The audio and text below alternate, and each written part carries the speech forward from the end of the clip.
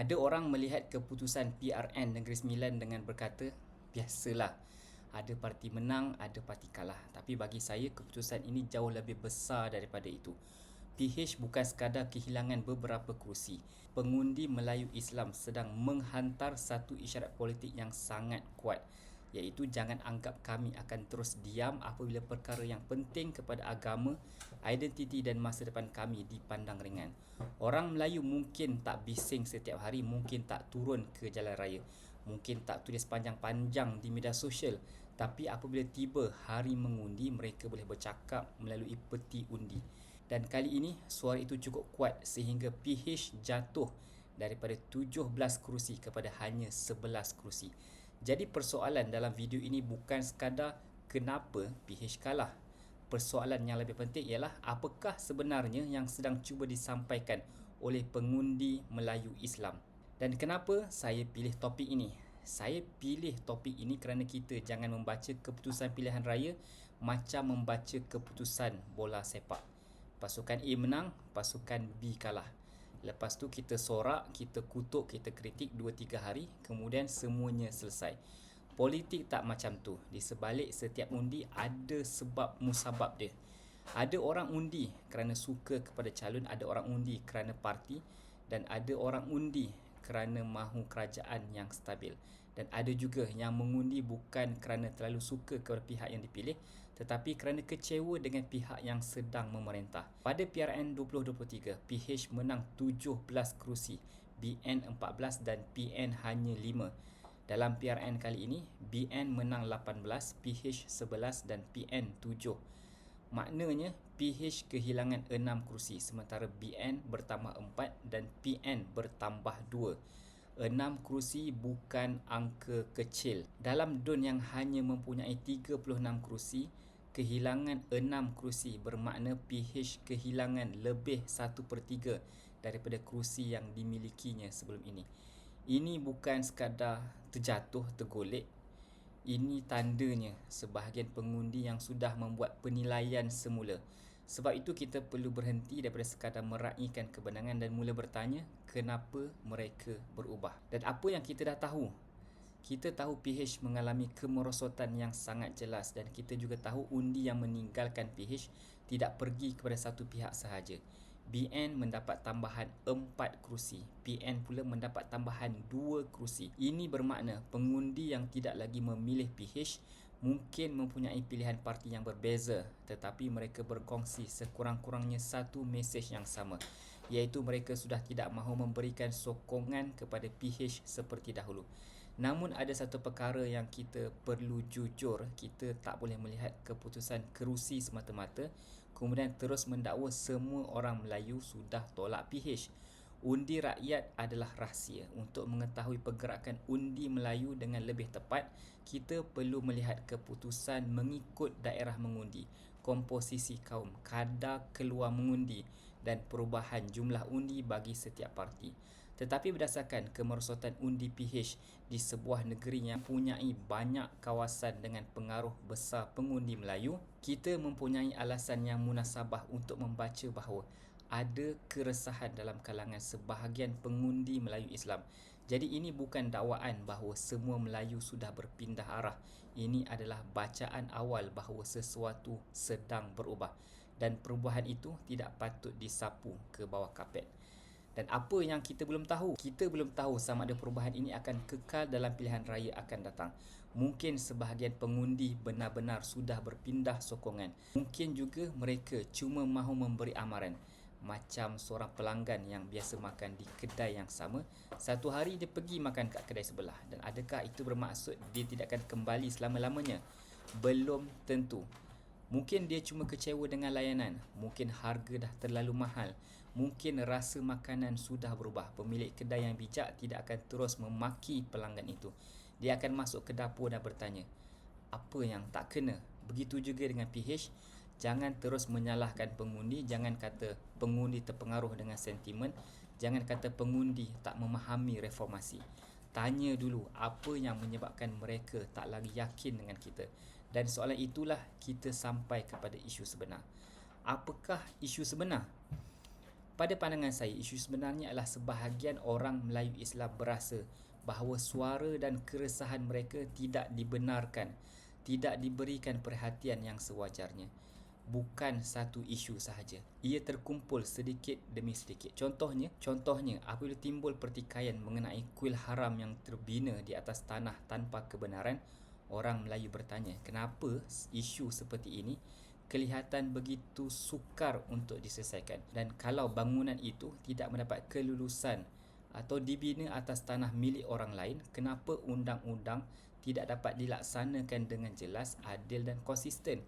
Ini bukan bermaksud kita membenci orang lain, kita membenci agama lain. Rumah ibadat yang dibina secara sah wajib dihormati. Penganut agama lain juga mempunyai hak untuk mengamalkan agama masing-masing.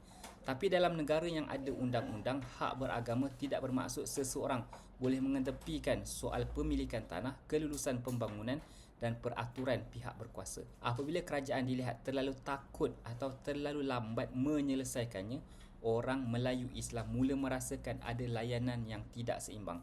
Kemudian ada isu pula, isu sekolah vernacular. Kedudukan sekolah vernacular telah diputuskan oleh mahkamah sebagai sah di sisi perlembagaan. Itu kedudukan undang-undang yang perlu kita akui. Tetapi keputusan mahkamah tidak bermaksud perbincangan tentang hala tuju pendidikan negara perlu dihentikan. Orang Melayu masih berhak bertanya, selepas lebih 60 tahun merdeka, adakah sistem pendidikan kita benar-benar berjaya menyatukan anak-anak Malaysia? Kenapa anak-anak daripada kaum berbeza masih membesar dalam aliran yang berbeza? Bagaimana kita mahu membina satu identiti kebangsaan sekiranya sejak kecil pun kita kurang duduk, belajar dan berkawan bersama? Pertanyaan itu bukan semestinya tuntutan untuk menutup sekolah esok pagi. Ia boleh menjadi perbincangan tentang bagaimana sekolah kebangsaan boleh diperkasakan sehingga menjadi pilihan utama semua kaum. Namun kalau setiap kali persoalan itu dibangkitkan, orang Melayu terus dilabel perkauman, perbincangan tak akan bergerak ke mana-mana. Kemudian ada pula isu UEC. Kerajaan pada 2026 telah membuka laluan untuk pengiktirafan UEC bagi kemasukan ke universiti awam dengan syarat berkaitan penguasaan bahasa Melayu dan sejarah, manakala kerajaan menyatakan langkah itu tidak mengancam kedudukan bahasa kebangsaan. Namun persoalan bagi masyarakat Melayu bukan sekadar sama ada pelajar UEC pandai atau tidak. Persoalannya lebih besar. Apakah kedudukan sistem pendidikan kebangsaan? Apakah standard bahasa Melayu yang mesti dipenuhi? Adakah tuntutan yang sama dikenakan kepada semua aliran? Bagaimana pengiktirafan itu membantu proses membina satu masyarakat Malaysia bukan sekadar memenuhi tuntutan satu kelompok? Ini soalan berkaitan dasar. Jadi, jawablah dengan dasar. Jangan terus menggambarkan sesiapa yang bertanya sebagai anti-Cina atau menolak kemajuan. Begitu juga apabila muncul penghinaan terhadap Islam, Rasulullah, Al-Quran dan institusi agama. Orang Melayu Islam mahu melihat tindakan yang cepat dan konsisten. Bukan tindakan tegas apabila satu pihak menghina, tetapi perlahan apabila pihak lain melakukan perkara yang sama. Undang-undang mesti dilaksanakan tanpa memilih siapakah pelakunya. Selain itu, ada juga keresahan tentang bahasa Melayu, tanah rizab Melayu, peluang ekonomi, pemilikan rumah, pendidikan Islam dan masa depan anak-anak muda Melayu. Satu isu mungkin kelihatan kecil, tetapi apabila banyak isu kecil dikumpulkan, ia menjadi satu perasaan besar. Adakah suara kami masih penting? Dan di sinilah parti politik perlu berhati-hati. Orang Melayu tidak semestinya mahu merampas hak kaum lain. Seorang ayah yang mahu menjaga keluarganya tidak bermaksud dia membenci keluarga jiran. Begitu juga Melayu Islam. Mereka boleh menjaga agama dan kepentingan masyarakat sendiri sambil tetap berlaku adil kepada semua. Apakah pendirian saya? Pendirian saya jelas, saya gembira PH dikalahkan di Negeri Sembilan. Tetapi kegembiraan saya bukan kegembiraan melihat orang lain jatuh. Saya tidak berminat hendak mengkritik calon yang kalah. Saya juga tidak mengatakan semua orang dalam PH jahat ataupun semua yang dibuat oleh PH adalah salah. Saya gembira kerana keputusan ini membuktikan bahawa rakyat masih mampu memberikan peringatan kepada pemerintah. Jawatan bukannya harta pusaka. Kerusi kerajaan bukan milik kekal mana-mana parti. Rakyat memberi peluang untuk satu tempoh. Kalau amanah itu tidak dilaksanakan dengan baik, rakyat boleh pilih pihak yang lain. Namun kegembiraan ini mesti datang bersama pemikiran yang matang. Kita tak boleh sekadar menolak PH kemudian menyerahkan sepenuhnya kepercayaan kepada BN atau PN tanpa terus menilai mereka. Sebab itu, menukar parti belum tentu menukar nasib rakyat. Kalau hanya warna bendera bertukar tetapi perangai masih sama, rakyat tetap rugi. Dan daripada pendirian ini, saya ada 3 hujah. Hujah pertama, jangan pandang rendah keresahan Melayu Islam. Simple, kalau sesuatu isu itu penting kepada sebahagian besar pengundi, parti politik mesti berani mendengar dan menjawabnya. Jangan gunakan label untuk menutup perbincangan. Bila orang tanya tentang rumah ibadat yang dibina tanpa kebenaran, jawablah berdasarkan undang-undang. Bila orang tanya tentang sekolah vernacular, jawablah bagaimana sistem pendidikan mahu menyatukan rakyat. Bila orang tanya tentang UEC, jawab tentang kedudukan bahasa Melayu, sejarah dan sistem pendidikan kebangsaan. Apabila Islam dihina, tunjukkan bahawa undang-undang dilaksanakan dengan tegas dan sama rata. Ini tidak bermakna semua kehendak orang Melayu mesti diterima tanpa perbahasan. Tidak, ada tuntutan yang mungkin wajar, ada yang perlu diperbaiki, ada juga yang mungkin kita tak setuju. Tapi semuanya perlu dijawab dengan hujah. Kalau keresahan rakyat dibalas dengan perkataan seperti resis, ekstrim, tidak progresif, kita sebenarnya sedang menolak mereka keluar daripada ruang perbincangan. Apabila mulut mereka tidak mahu didengari, jangan terkejut apabila tangan mereka bercakap melalui kertas undi. Hujah saya yang kedua, slogan besar mesti sampai kepada kehidupan rakyat. PH banyak membawa slogan yang baik, reformasi, madani, tata kelola, perpaduan.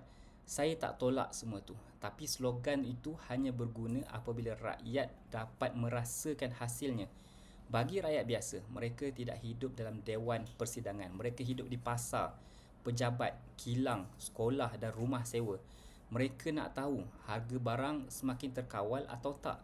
Gaji mereka cukup atau tidak. Anak muda boleh mendapat pekerjaan yang baik atau tidak. Rumah masih mampu dibeli atau hanya mampu dilihat dalam iklan. Sekolah anak mereka semakin baik atau tidak. Pada masa yang sama, mereka mahu tahu sama ada agama, bahasa dan identiti mereka benar-benar dihormati.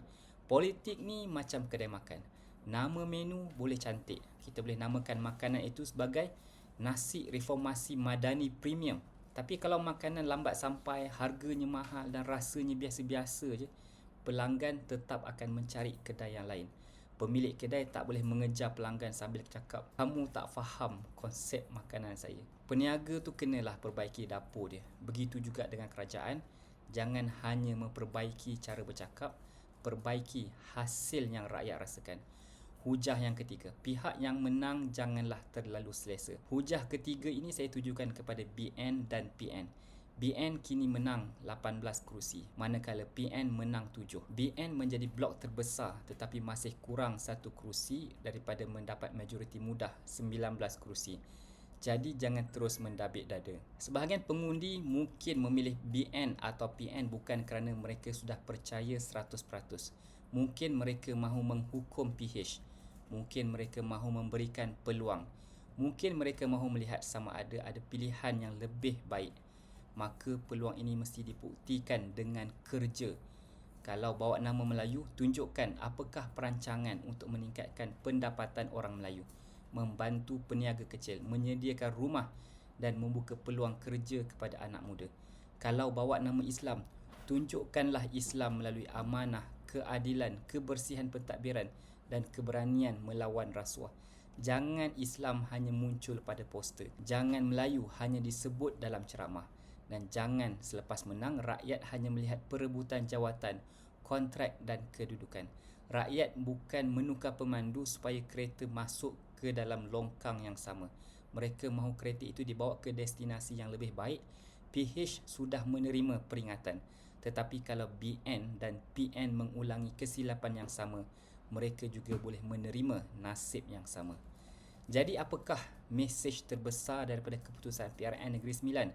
Bukan sekadar PH kalah 6 kerusi, bukan sekadar BN menjadi blok terbesar, bukan sekadar PN menambah 2 kerusi. Mesej besarnya ialah sebahagian pengundi Melayu Islam sudah mula membuat penilaian semula.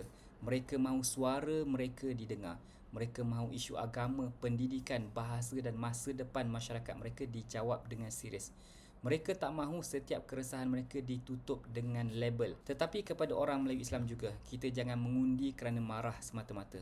Marah boleh membuka mata, tetapi ilmu mesti menentukan pilihan. Tengok pada calon, tengok pada rekod parti, tengok kemampuan mereka mentadbir dan tengok juga siapa yang berani mempertahankan Islam dan Melayu dengan adil, bijaksana dan berkesan. Dan jangan pilih orang hanya kerana dia pandai berucap tentang Melayu. Jangan pilih orang hanya kerana dia memakai imej agama. Lihat apa yang dia lakukan apabila mendapat kuasa. Kerana ahli politik boleh bertukar setiap 5 tahun, tetapi kesan daripada dasar mereka mungkin ditanggung oleh anak-anak kita jauh lebih lama. Jadi kepada PH, dengarlah isyarat ini. Kepada BN dan PN, jangan sia-siakan peluang ini. Dan kepada pengundi Melayu Islam, jangan lagi merasakan undi kita kecil dan tidak bermakna. Dengan undi, kita boleh memberi kuasa. Dengan undi juga, kita boleh mengambilnya semula. Saya Muhammad Firdaus Salihuddin, saya buat video dan ajak anda buat video. Kita bina masyarakat Melayu Islam yang berani bersuara, matang menilai dan tidak mudah dipermainkan.